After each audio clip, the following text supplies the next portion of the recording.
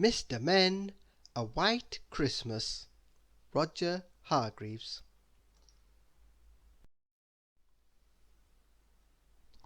Father Christmas, as you might imagine, is very busy just before Christmas, and one of the jobs that keeps him busy is reading everyone's Christmas letters. Last year he received a letter from a little boy in Australia who had a very special wish. He wished for a white Christmas. Now, as you might or might not know, it is very hot at Christmas time in Australia, and because it is very hot at Christmas, it never snows. Said Father Christmas to himself. Now, who would be the best person to help me with this wish?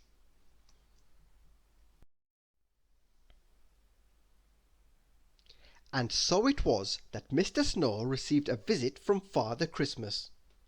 "Hello, Mr. Snow," said Father Christmas. "I have a job for you. A little boy in Australia called Ben has asked for a white Christmas. Do you think you can make his wish come true?" "I think I know just the person who can," said Mr. Snow, after a moment's thought. "Excellent," said Father Christmas. "You can borrow my sleigh. It's a rather long walk to Australia."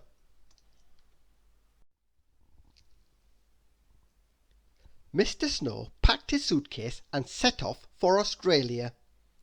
On the way he picked up a very good friend of his, Little Miss Magic. It took them no time at all to get to Australia in Father Christmas's sleigh.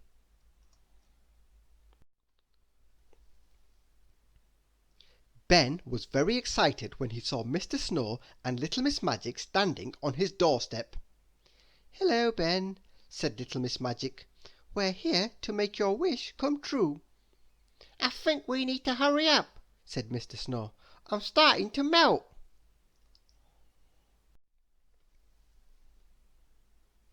So Little Miss Magic muttered some very magic words, and suddenly the temperature dropped. Huge grey clouds rolled over the horizon, and it began to snow. Ben could not believe his eyes. It snowed. And it snowed.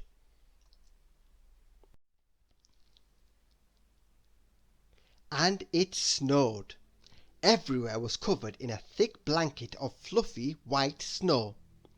Ben ran inside his house and put on all his jumpers.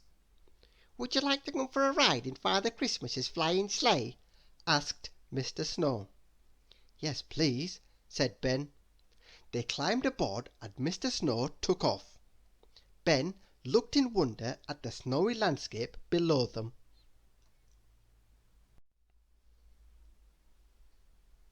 But everywhere they went, Ben began to notice the same thing. The kangaroos standing in the outback did not look very happy.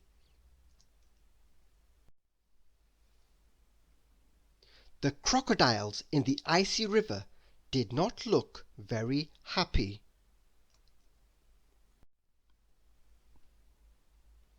And everyone on the snowy beach did not look very happy. They looked very unhappy and very cold.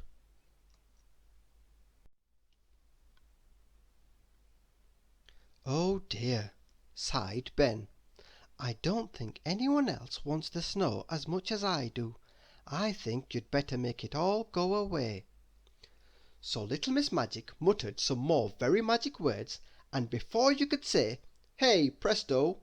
the clouds had rolled away and the sun came out and melted all the snow.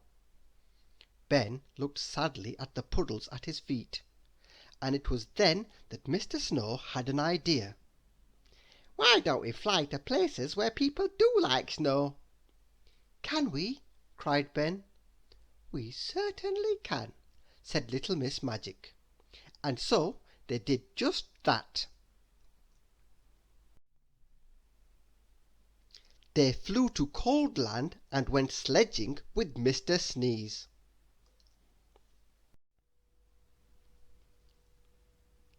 Then they visited Mr. Bump and went ice skating.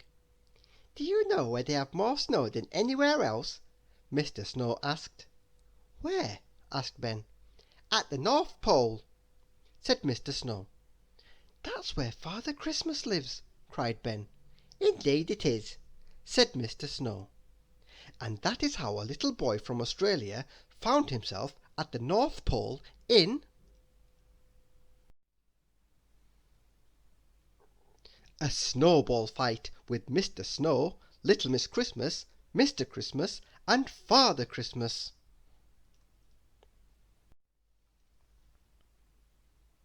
And what a snowball fight it was! "I'm sorry you didn't get to have a white Christmas in Australia," laughed Mr. Snow, as his snowball hit Father Christmas's chest. "But at least you did get to see one white Christmas." "A white Father Christmas! We've turned him into a snowman!" Thank you for listening.